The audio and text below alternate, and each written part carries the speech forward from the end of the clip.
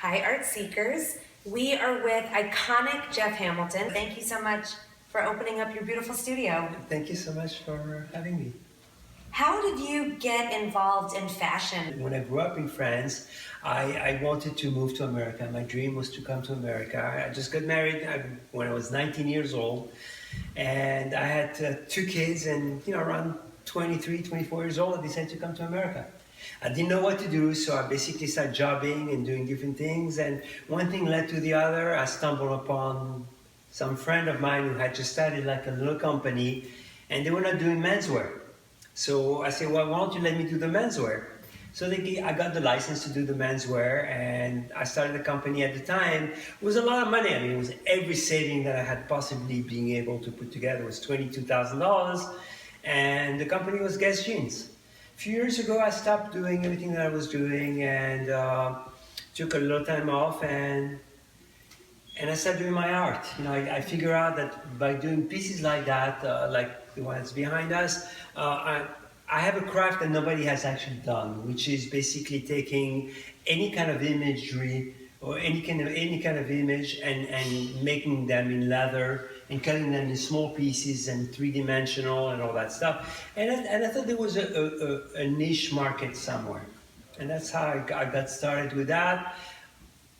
And I started getting involved with street because a lot of the street artists were already established, and I started collaborating with them. One thing led to the other again. I found out what's missing in the space of street. What's missing I really feel it very strong in my gut that there is such a big movement, yet a lot of the basics don't exist.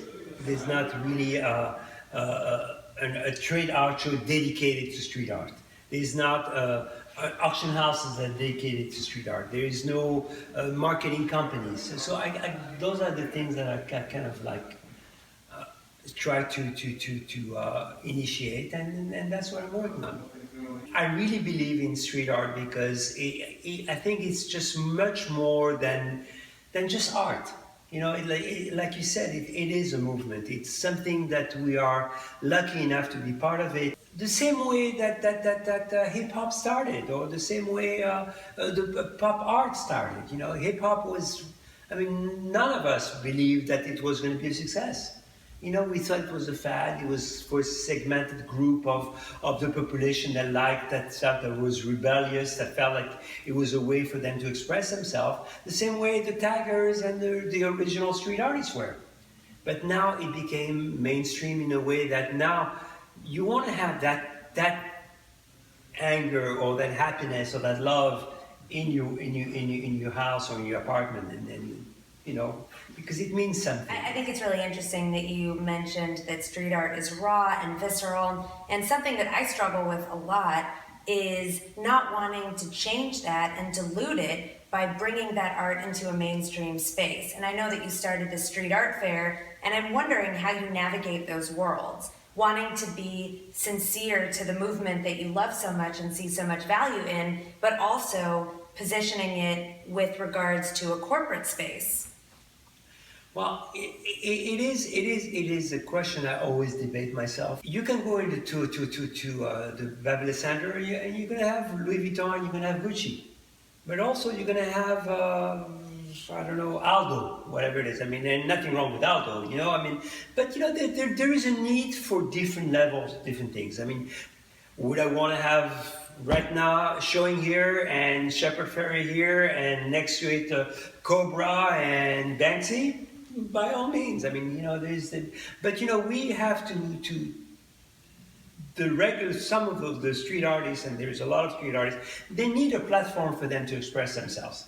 Having said that, we still get the big names. We still get Risk and Black Hat and Teacher and Ron Berry and Clinton Bob that do our show. But we also have marginal artists that people don't even know who they are. When you see their art, you can feel their DNA.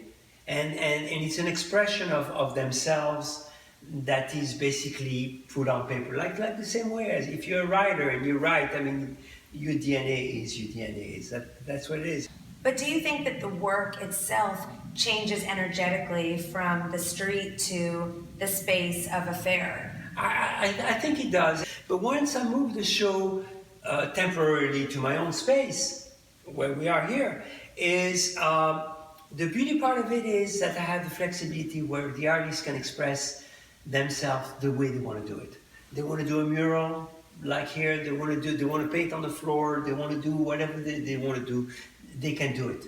You know, it's not, there's no limitation to their way of expressing themselves. The uniqueness of Street Art Fair versus some of the other art shows, which are fantastic. I mean, Art Basel and Scope and LA Art Fair, which has really great shows, is that we are dedicated only to Street Art Fair, to street art. Plus, the beauty of it is that we don't necessarily try to woo galleries to come and show. We're dealing with the artists themselves. So the art itself may change because it's not outside. You don't have the renegade mentality when something is controlled in an interior wall. Right. But you are providing a community that just isn't possible outside. It's motivating everybody to be better and better and better and better. And who benefits is the art world. If I'm able to create a revenue stream for the artists through through licensing, through marketing, through auctions, through collaborations, I'm able to put dollars in their pockets for them to become full-time artists. I think I've made a difference, and that's what I'm thriving to become.